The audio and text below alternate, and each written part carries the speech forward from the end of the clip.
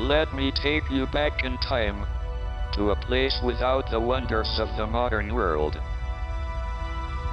500 years ago, the earth was dark, a place of mystery and superstition.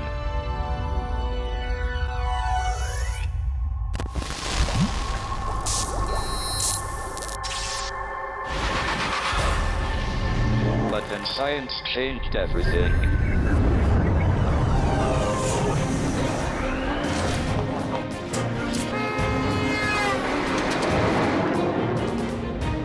This series will tell the stories of the British scientists who changed the world. We have asked some of the great scientists and inventors of today to tell us about their heroes. Now let's start her up. It opened up a whole new world of the very small. Heat was Thomson's big idea. For me, Hunter is a true hero. Exciting possibility. He made science in Britain really matter. Britain has a tremendous scientific legacy that most people know little about. We want to set the record straight and put science back on the map. The world is full of wonders, but they become more wonderful when science looks at them.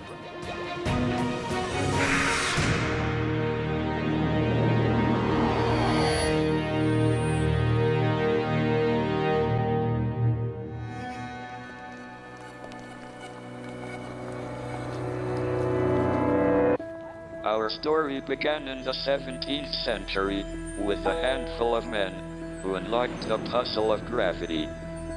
The next generation took science out into the world. They harnessed steam to kickstart the Industrial Revolution. Today, we want to tell you about their heirs, 6 men of ambition, who between them would use science to light up the world. Science had come of age. The 19th century was the time to think big. Big machinery, big enterprises, and big ideas about energy, evolution, and engineering. The stage was set, the show could begin.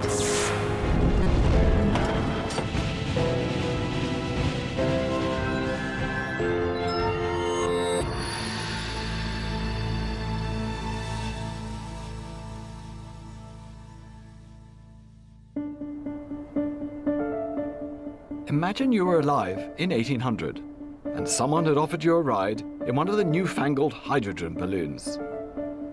You'd have seen a country full of farms and fields. There were no railways. A letter would be carried by horseback. By day, the new steam engines would thunder, but when the sun went down, the country went dark. But all that was about to change.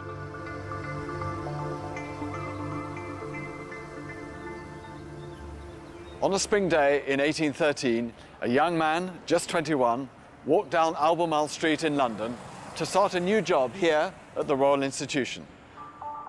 His name was Michael Faraday, and if one man switched on the lights of the world, it was him. This is his portrait, captured through the new medium of photography. He was in his 50s when this was taken, an acknowledged leader of British science. But it had taken struggle and genius to get there. Faraday was born into a poor family. His father was a blacksmith, and the young Michael was apprenticed at an early age to a bookbinder. This brought him into contact with scientific papers, and he became fascinated by science, particularly by electricity. In the early 19th century, it was a mystery. They saw it in the sky above their heads. They even had crude batteries. But no one knew what it was, how it worked, or how to harness it in enough quantity for it to be useful. Faraday was determined to change all that. Faraday's genius was his use of physical experiments to explain his scientific mind.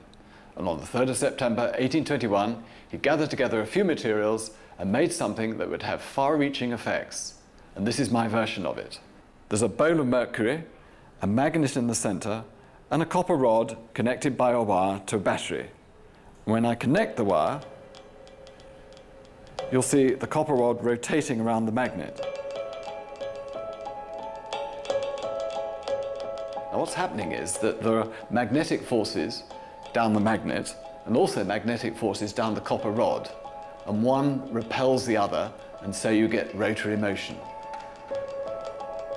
Now it may not look like much, but this is the first electric motor. What Faraday had done was make something extraordinary out of two things people took for granted. He had combined the chemical electrical current of the familiar battery with the powers of attraction and repulsion of the familiar magnet. The interaction of the magnet and the electricity created mechanical work in the form of the piece of wire spinning round and round. Faraday had shown us how to harness electricity to make a motor. Now what was really needed was a way of generating electricity without a battery. It took Faraday years to find one, but when he did, it looked simple. Using just these, a magnet and a coil wrapped with wire, he was able to create magnetic induction, an electric current. As I move the magnet through the coil, I create an electric charge. In 1831, Faraday invented the first dynamo, and with it, changed our lives forever. In his London workshop, Faraday had become the first person to harness the power of electricity, paving the way for turbines and power stations, cities with lighting and heating, powering everything from the TV you're watching to the life support machines monitoring human heartbeats. But it would take decades before Faraday's theoretical ideas would leave the laboratory and make an impact on the wider world.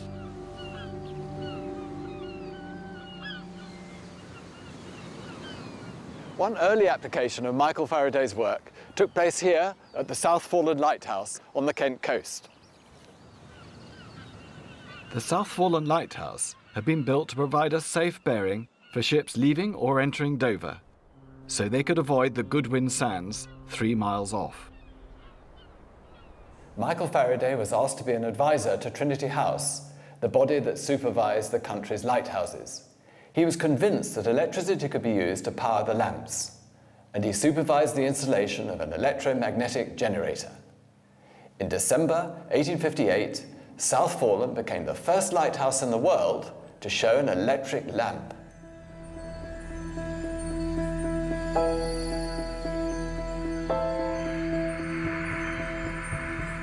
Eventually, there was a chain of lighthouses around the country, beaming electric light, saving lives, and showing just what this great energy could do. But it is a far cry from a generator that can power a single light to lighting up a whole city.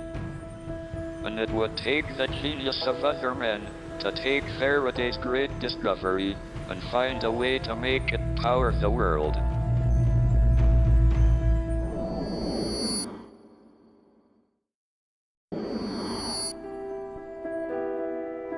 In an era of big ideas, one idea towers above the others: evolution. It explains how we gradually came into being and how all living things are connected. One man is famous for this theory: Charles Darwin. But there is another man, always in history's shadow, who is also important. The Victorian naturalist, explorer and collector, Alfred Russel Wallace.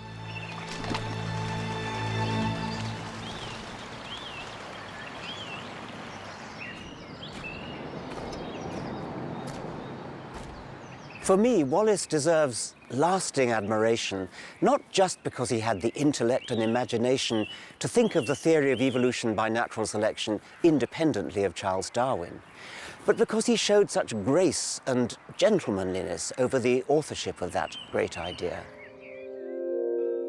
He was a brave and original man. His life was adventurous and difficult, and he carved it out for himself without benefit of any social or financial advantage. This contrast in circumstances between the two men makes a compelling subplot to the story. Wallace, one of 3 brothers, was born in this house near Usk in South Wales. They didn't stay here long. The family were middle class, but Wallace's father, in a typical Victorian story, speculated unwisely, and the family's finances steadily crumbled. Charles Darwin, 14 years older than Wallace, came from a wealthy Shropshire family who had provided him with support and stability. Indeed, it was his connections that secured Darwin's place on the famous voyage of the Beagle that would prove so inspirational to him. By the time Darwin was returning to his comfortable home in Shrewsbury with his specimens, The 13-year-old Wallace was lodging with his brother, a builder. His education ended, his future uncertain.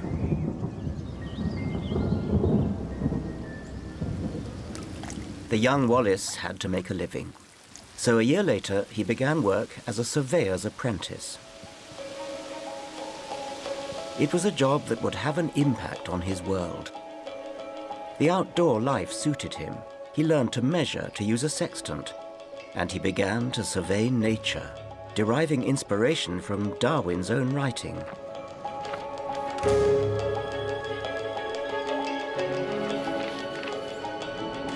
Wallace began to train himself as a naturalist. Following Darwin's advice in The Voyage of the Beagle, he began with plants, and he built up his own herbarium. A friend introduced him to the wonderful world of beetles. Like Darwin, he became a collector. He studied a treatise on the geography and classification of animals. He began to build up a picture of species within genera, within orders.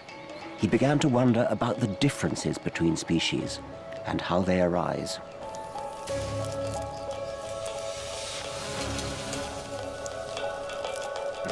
These were exactly the questions that were perplexing the older Darwin. On his trip to the Galapagos, Darwin had noticed differences between species from one island to another. After his return, he began to wonder if these changes occurred over time, from generation to generation, so that from one common ancestor, there were very many, very different descendants. But if this was so, why did these changes occur? At this time, many people still believed that the Earth and all living things had been created by God in just 6 days. Darwin knew that to suggest otherwise was deeply controversial. He didn't publish. Meanwhile, Alfred Russel Wallace had his eyes set on the chance to do some original research of his own. Wallace was nursing a big idea. He knew that in Victorian England there was a growing market for specimens of insects and birds.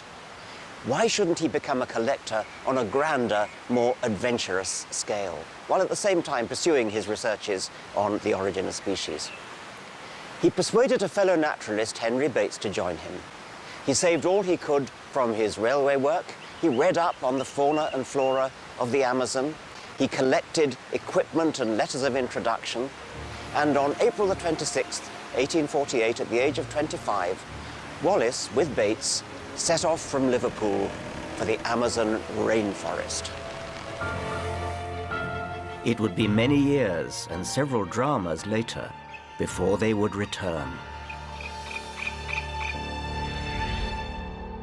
While Wallace and Darwin were beginning to form theories about how we had all evolved, their contemporaries were starting to change the society they lived in.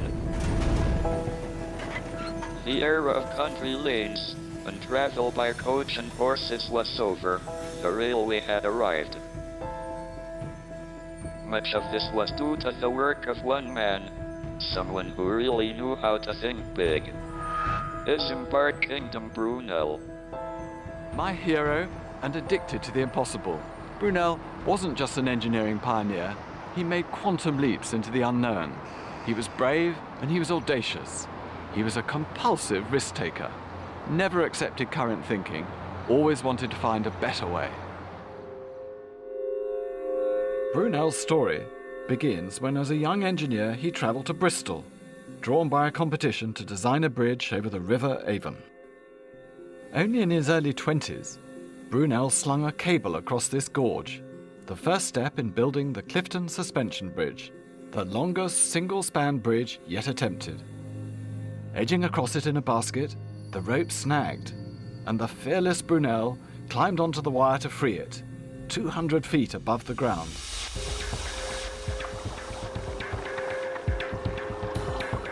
But this stunning bridge was by no means his greatest achievement.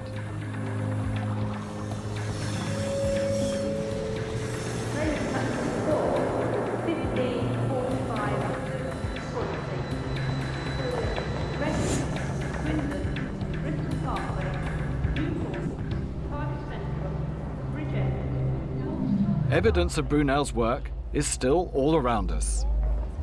From Paddington Station to tunnels through solid rock, Brunel's work exemplifies the ambition of the age. After completing the Great Western Railway from London to Bristol, he thought, why stop there? Why not build a great ship and extend the route to New York? They built and launched her in Bristol in 1837 and called her the Great Western. On her maiden voyage in 1838, the Great Western reached New York in just 15 days. A triumph, but not enough for Brunel. Although seriously injured during a fire on board during sea trials, Brunel had an urge. Bigger, better, and faster. So in July 1839, he started work on this, the SS Great Britain.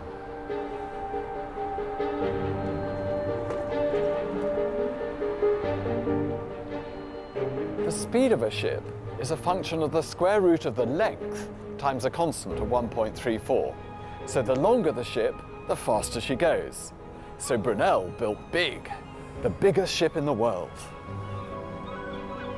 And she needed the biggest engine in the world.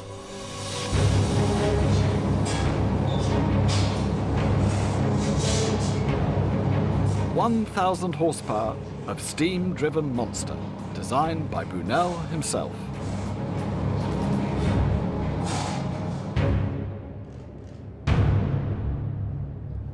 And this is my favorite bit, the propeller. Up until this point, ships had paddle wheels, efficient until you go in a stormy sea. I've knocked up some little models. As the ship rides the wave, the paddle wheel comes out of the water and the ship slews, causing horrendous loads on the drive mechanism. Whereas with the propeller, located low down at the stern, stays submerged, drives smoothly, and is far more efficient. So Brunel took the plunge and committed to propellers. I love the way he investigated and refined. He set up a tug-of-war between the Rattler, driven by a propeller or screw, and the Alecto, which was a paddle ship. The Rattler won. He tested dozens of different propellers throughout the trial. These are Brunel's own workbooks in his own hand, where he recorded the results of each test, different diameter, different pitch, and different shape. And over here, he's translated them into graph form, so you can compare one result with another. Now for me, this is the birth of research and development. Experimenting, testing, refining. This was the start of modern engineering. And this is what Brunel eventually came up with, a monster six-bladed propeller. It's made of iron and weighs 4 tons, and it's over 15 feet from tip to tip. It's only 5% less efficient than a modern-day propeller, and it propelled Britain in the mid-1800s into the age of transatlantic ocean travel. The Great Britain was launched by Prince Albert in July 1843, the biggest and most technically advanced ship the world had ever seen. She was a triumph of Victorian engineering and sailed over 1 million miles across the world's oceans before eventually returning to her home here in Bristol. But Brunel had even greater schemes yet to come.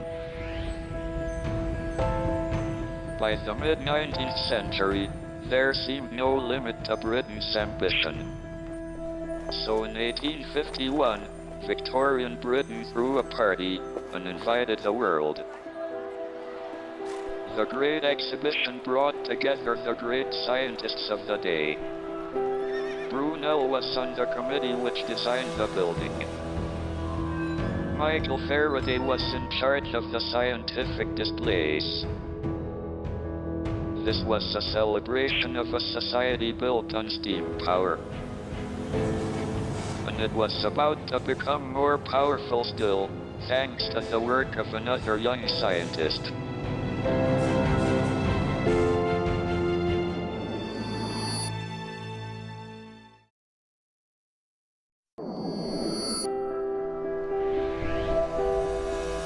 The Great Exhibition showed the world just how successful Victorian Britain was.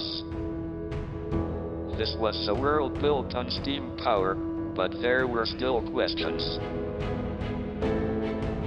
No one understood how heat and water could unleash such energy, until an ambitious Scotsman cracked the mystery.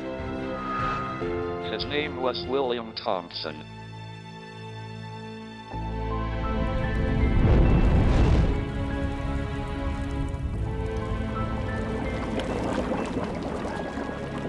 Thomson was born in Ulster, but he spent almost 50 years at the University of Glasgow as Professor of Natural Philosophy.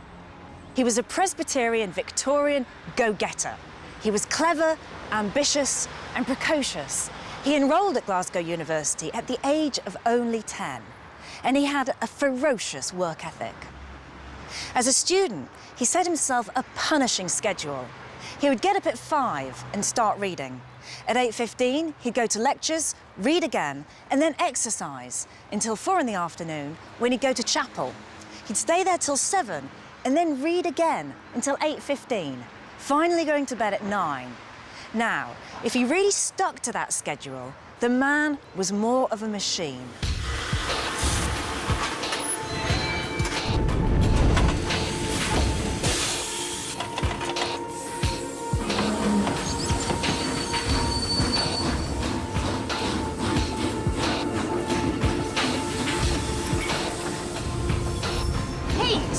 Was Thomson's big idea. He realised that it wasn't a substance, which is what other people at the time thought, but a form of energy, and one that could be converted into mechanical work. He set it all down in the laws of thermodynamics, and these gave Victorian engineers a framework that meant that they could understand, design, and build better machines, and ones that wouldn't waste energy.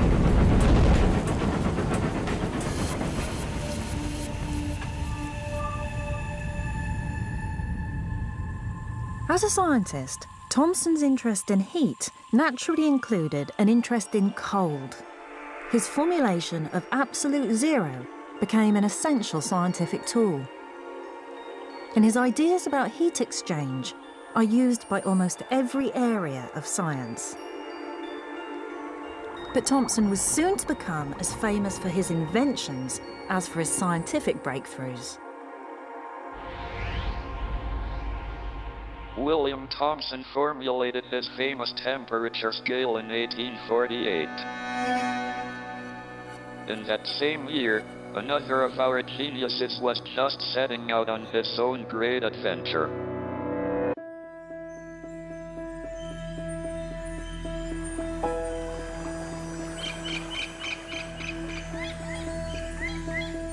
When Alfred Russel Wallace landed in South America, he had no inkling of the triumphs and disaster to follow. Wallace embarked on a perilous series of collecting expeditions, recruiting local help as he went. He explored the Rio Negro, ranging as far as the Venezuelan border. He collected butterflies, birds, beetles, monkeys, even a small alligator, and a boa constrictor whose hissing resembled the sound of the steam escaping from a great Western locomotive. He recorded all his specimens, including these fish from the Rio Negro. After 4 years, Wallace had collected a huge range of flora and fauna. Some monkeys and birds he'd take back alive. But he wasn't just collecting, he was thinking. What could explain the extraordinary diversity of nature?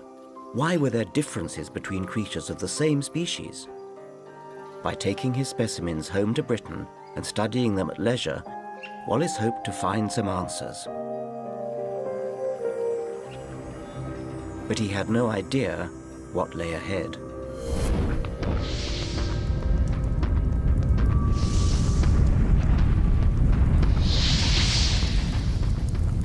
Three weeks out, tragedy struck. The ship caught fire. Wallace was able to save only a few drawings and a couple of shirts before taking to a lifeboat. From there, he had to watch his living monkeys and parrots perish in the flames. All the fruits of his labors, all his other drawings, his journals, his specimens went down with the ship. Wallace himself spent 10 days in an open boat before being rescued.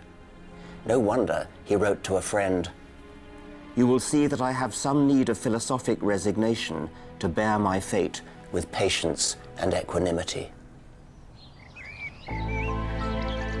Meanwhile, Charles Darwin was safely tucked away at Down House in the middle of an 8-year study of barnacles, a study that helped cement his reputation.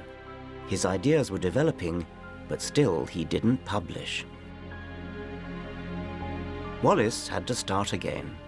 He returned to England to recover and raise more funds. He hadn't stopped thinking about the differences between species and what might cause them. A year and a half later, he was able to set off on a second trip, this time to Asia, the Malay archipelago. And it was here he had his breakthrough moment. One day, feverish with malaria in his lonely hut, inspiration came to him. Suddenly, as he later recalled it, he remembered reading Malthus's essay on population, with its emphasis on overpopulation and the checks that must inevitably result: war, famine, disease. Wallace realized that these checks must also apply in nature. Here, he had a mechanism to drive the modification of species.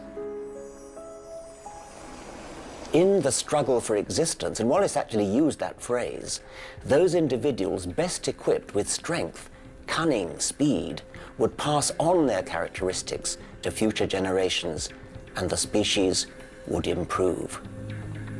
Within 2 hours, Wallace had sketched out his theory. In the following 2 nights, he wrote it out fully, and then he sent it by the very next post to Charles Darwin.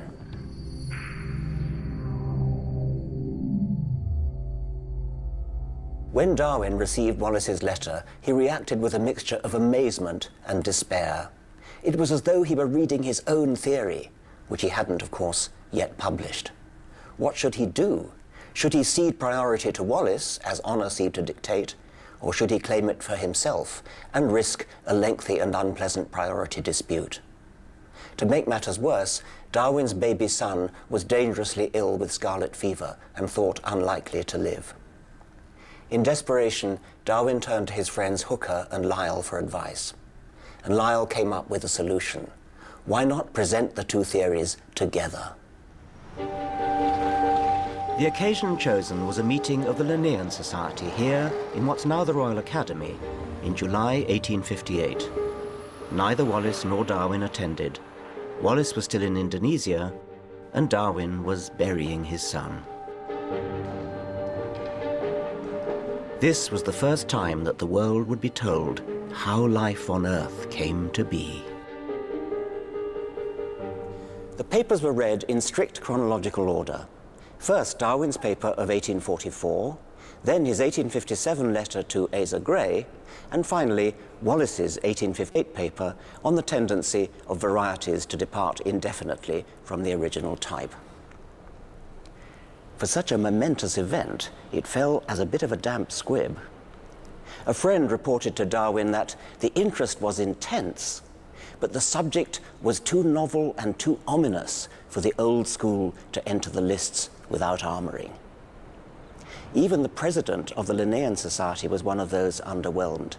In his end-of-year report, he said that 1858 has not been marked by any of those striking discoveries which at once, so to speak, revolutionized the department of science on which they bear.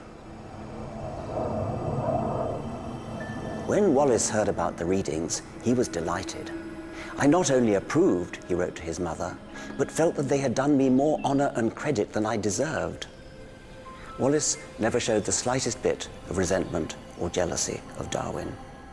He felt that his contribution couldn't compare with the authority and wisdom of Darwin's Origin of Species, and he was thankful that he had been instrumental in spurring Darwin into writing it.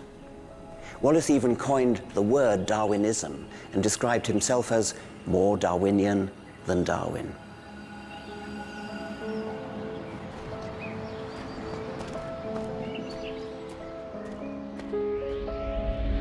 Darwin and Wallace were both men of science, more concerned with truth than commerce. But this was an era when science thought it could conquer the world. Faraday's electricity was paving the way. A new invention used electrical impulses to send messages over short distances. But it would take the ambition of William Thomson to unlock the global potential of this new technology. When Thomson wasn't lecturing, he was in his lab, getting the help of students to experiment with telegraphy. That's using electricity to send messages over distance. It was the first real commercial application of Faraday's theoretical work. The idea of telegraphy is that you translate messages into electrical impulses which can be sent down a wire and reconstituted at the other end. Today, we do this every time we speak on a landline, but then it was revolutionary. By the 1850s, telegraph networks were rapidly spreading across Britain, continental Europe and America. But there was still one great unconquered territory, the ocean.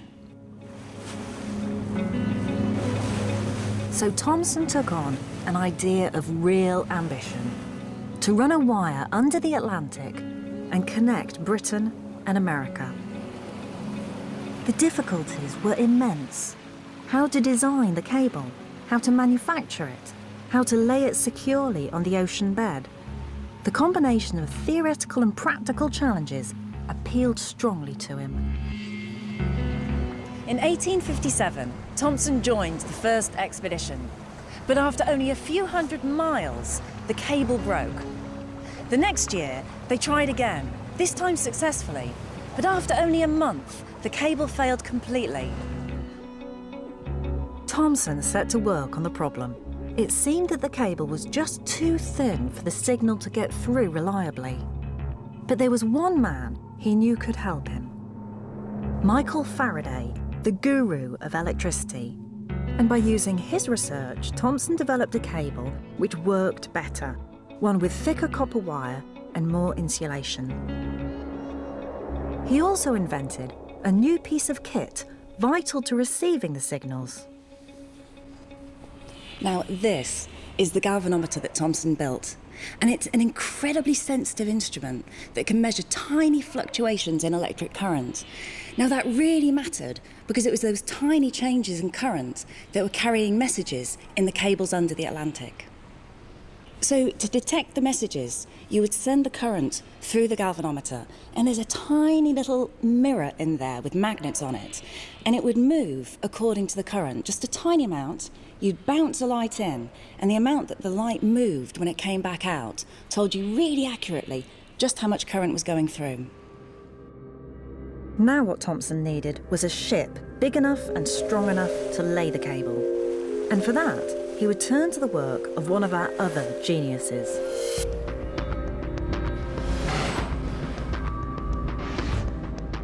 The Great Britain hadn't been enough for Isambard Kingdom Brunel.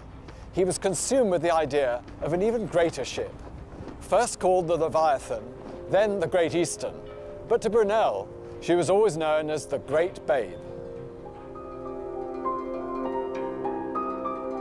No one asked Brunel to build her. She was his own gigantic idea, a double-hulled, steam-propelled ship so huge that she could carry enough coal to sail to Australia and back without refueling. At 700 feet, she would be twice the size of the Great Britain and would carry 4,000 passengers. Brunel persuaded the Eastern Steam Navigation Company to initially bankroll the project. But Brunel committed himself heavily, both personally and financially, and the ship would consume the last 7 years of his life. The construction was recorded in this remarkable set of photographs. But from the start it was troubled. On the Great Eastern's first launch attempt, a labourer was caught by the handle of a winch and was mangled to death in front of a crowd of horrified spectators. This is the last photograph of Brunel, taken aboard the Great Eastern in September 1859. You can see he's unwell, stress doubtless taking its toll. 2 hours later, he collapsed on board and was unable to make the maiden voyage. On that voyage, bad luck continued to dog Brunel's great babe. Off Dungeness, an explosion ripped out the forward funnel, killing 5 stokers and injuring several others. The news was conveyed to Brunel as he lay on his sickbed, anxiously waiting to hear of his great babe. 7 days later, he died.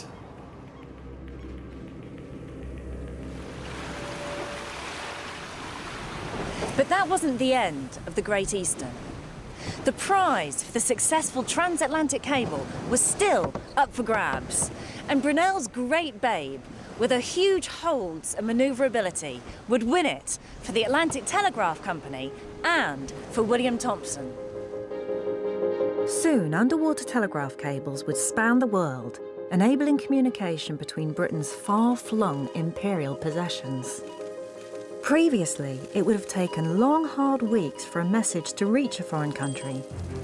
Now, it could be communicated in moments. This had far-reaching effects for catching criminals, changing businesses, and speeding up diplomacy. William Thomson's work on the transatlantic cable brought him a knighthood and more. He became Lord Kelvin, but more was still to come. Since Faraday's discovery of how to generate electricity, no one had yet managed to construct a generator big enough to power anything larger than a house. But in the 1890s, William Thomson was asked to help with a scheme to make power out of the Niagara Falls. He relished the task. And in 1895, the first hydroelectric power station in the world was opened, using Faraday's discovery, William Thomson's talent, and a large dollop of 19th century enterprise. And in 1902, Thomson was delighted to open Britain's first industrial power station. Now, at last, the lights could really go on. 60 years earlier, Michael Faraday had discovered how to make and use electricity. Since then, men like Thomson had used it to light up the world and led nation speak unto nation. But one last Victorian genius remained, who may be greater than them all.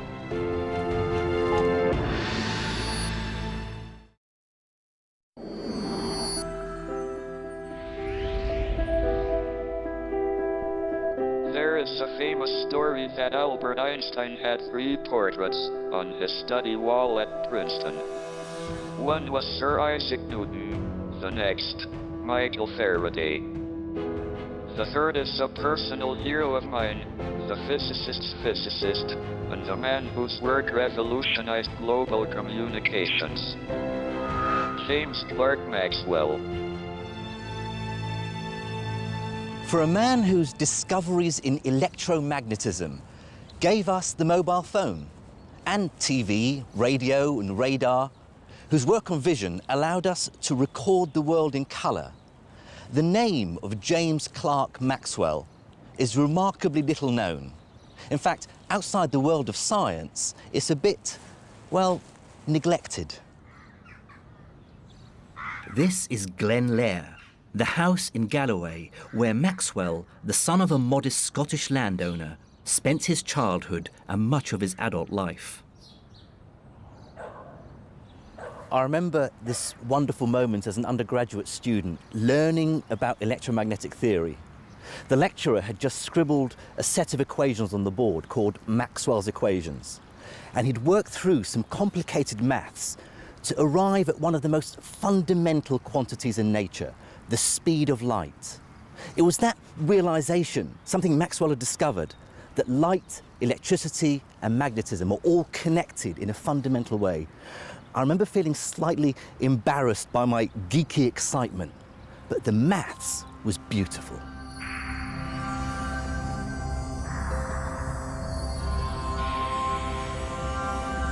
But these days, I'm also interested in the man behind the maths. Apparently, he was a very curious child. His constant refrain was, "What's the go of that?" Meaning, how does that work? From early on, his imagination seemed to penetrate beyond objects, to the underlying structures beneath. As a 3-year-old, he was apparently shown a stone and told that it was the colour blue. He replied, "Aye, but how do you know it's blue?" His curiosity continued throughout his life. He was fascinated by vision, with eyes. He particularly loved dog's eyes and even invented a special instrument to study them. He invented the fisheye lens after apparently becoming fascinated by the structure of the eye of the kipper he was going to have for breakfast. As a student at Cambridge, Maxwell became preoccupied with how to mix colours together to reconstitute white light. After a lot of experimentation, Maxwell worked out that he needed just 3 colours, red, green and blue, to synthesize normal white light. His theory of colour vision gave the world a recipe for combining colours and is the basis for the colour picture you're looking at now. By the 1860s, Maxwell was an established physicist and mathematician. He was very friendly with William Thomson, friendly enough to tease him over his problems with the transatlantic cable. Under the sea, he wrote, no little signals are coming to me. But he reserved his greatest admiration for the work of Michael Faraday, now an old man. And it was through examining Faraday's great discovery of electromagnetism that Maxwell would make his own discovery and change the world forever. Maxwell's project was nothing less than to develop a theory that described all the effects of electromagnetism, including light, because Maxwell believed that light itself was a form of electromagnetic energy. Now, Maxwell used a lot of the data coming from Faraday's work, but whereas Faraday did the experiments, Maxwell did the maths. These astonishing equations wrap up electricity, magnetism, and light into one perfect system. Just as Newton, 200 years earlier, had unlocked the secrets of gravity, Maxwell had found the keys to electromagnetism. And with them, the world is our oyster. Working sometimes here at Glen Lair and sometimes down at King's College London, Maxwell conjured up his set of 4 beautiful equations. He took information about how electric and magnetic fields behave, added in his new ideas about light, and then translated everything into mathematical symbols. He then manipulated these symbols to come up with a set of mathematical results which not only explained how things behave now, but predicted new effects and new phenomena which could and would be discovered in the real world. Maxwell died young at 48, but only 8 years after his death, the first of the predictions from his theory was realized when a German physicist produced and detected radio waves. Soon after, the Italian engineer Marconi began the first radio transmissions, sending messages through the air without wires. Appropriately, Marconi had set up his receiving station at South Foreland Lighthouse, where Faraday had first generated electricity for the light. There, the first ship-to-shore transmission was received, and the first international radio message was sent. The radio waves flowing out of Maxwell's equations would accelerate the explosion in communications that had begun with the electric telegraph and would shape the coming century, shrinking our world even further, creating the global village.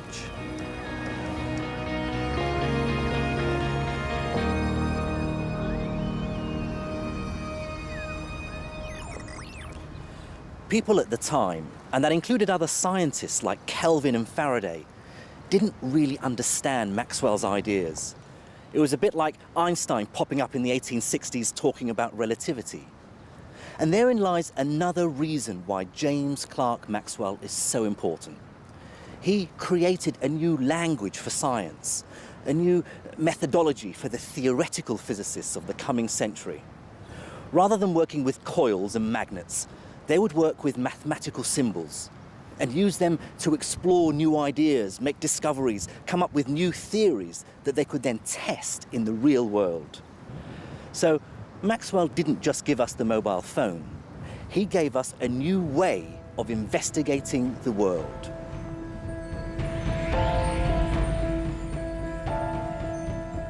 In just 80 years, science had changed the face of Britain and the world. Railway lines, power stations, vast cities, teeming factories. A place on the brink of radio and television. A place where the radical theory of evolution had helped to open people's minds to the truly extraordinary wonder of nature. None of this would have been possible without the work of 6 great British scientists. Faraday, Darwin, Wallace, Brunel, Thomson, and Maxwell created the world we know today.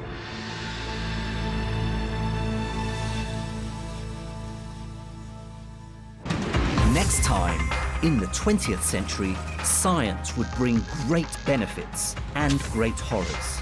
And as Britain lay beleaguered and bombarded, it was the scientists and engineers who would find the skills, machines, and intelligence to save her.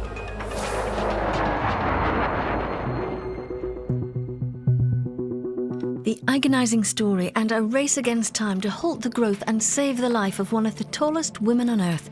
I'm turning into a giant, a Body Shock special next, while I'm more for an alternative view of the World Cup. True stories, the power of the game next.